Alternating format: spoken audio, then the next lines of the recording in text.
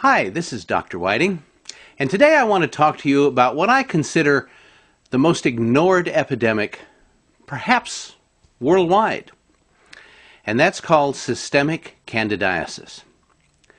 Candida, which is a naturally occurring organism found in all human beings, can, under certain circumstances, cause a tremendous amount of side effects. Now, there's hardly any woman alive who hasn't at one time or another in her life experienced a localized vaginal yeast infection. Well, that condition is caused by the Candida albicans organism. Now, what you need to understand about this particular organism is that each one of us carries this organism in our gastrointestinal tract. And as long as everything is equal or balanced, it doesn't seem to cause any harm one way or the other.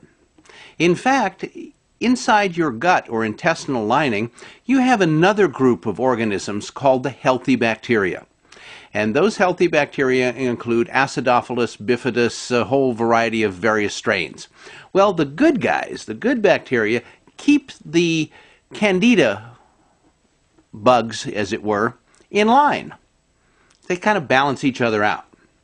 Now, here comes the problem. Whenever we do something or get into a situation where we're damaging or reducing greatly the amount of the healthy bacteria in our gastrointestinal tract, that allows the Candida organism to explosively multiply. Now, under what circumstances might that occur?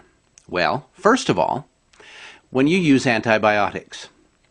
And this can be easily illustrated because when most women get that vaginal yeast infection, it's right after taking 10 or 14 days worth of antibiotic.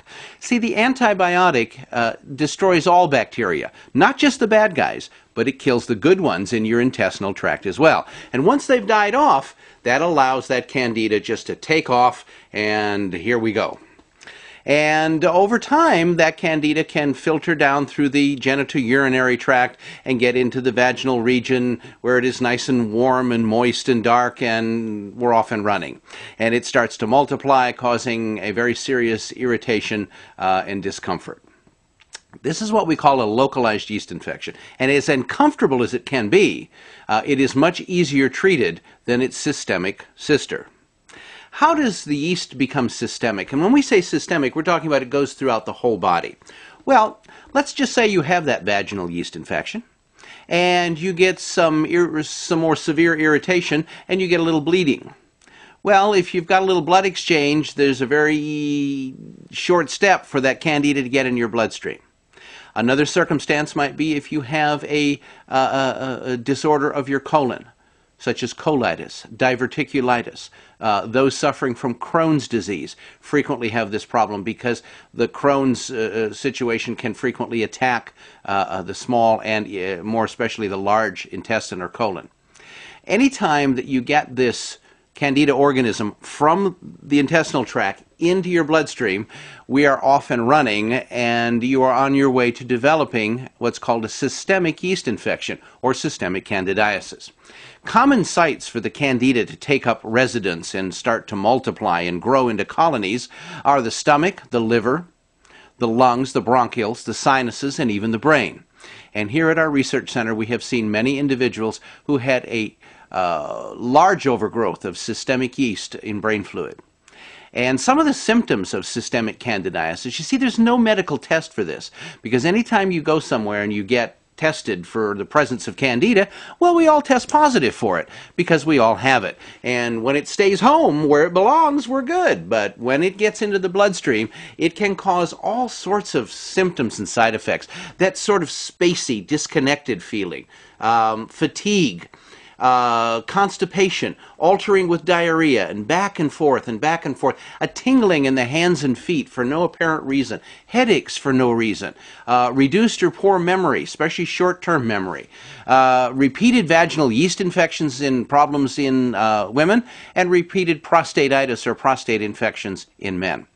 In fact, there are dozens of symptoms that can be associated with systemic yeast problems. And if you'd like to take our self-evaluation test for systemic candida to determine your risk factor. I'm going to be telling you how to do that free of charge here in just a few minutes, because I really think this is so important. So stick with us.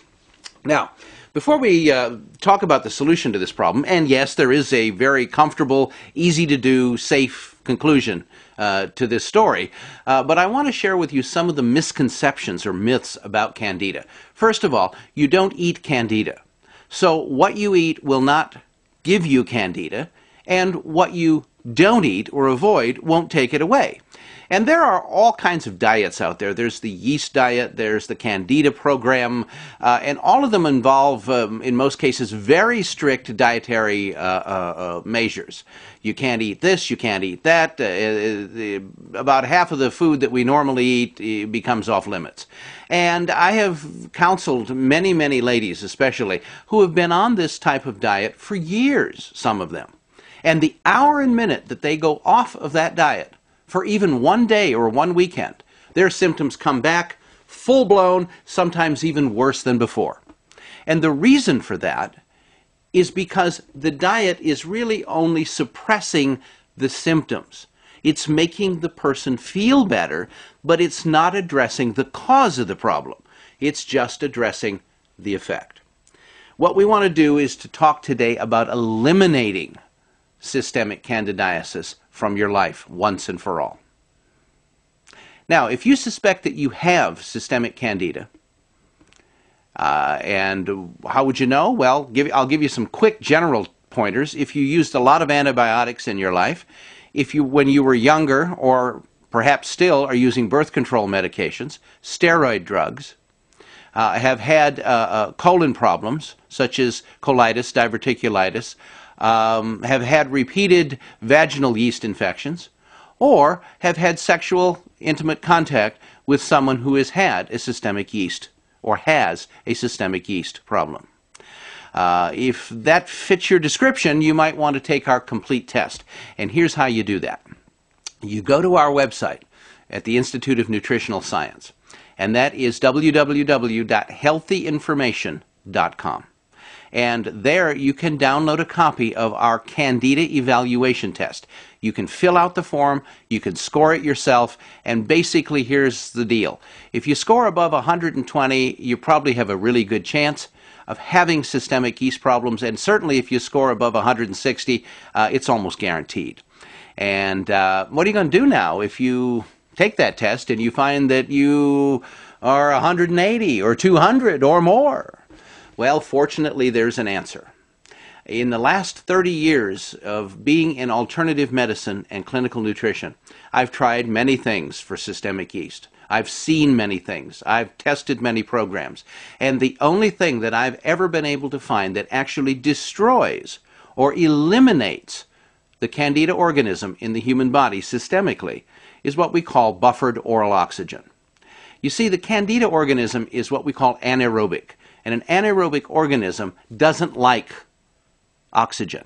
It likes damp, dark, low oxygen places where it can thrive unnoticed.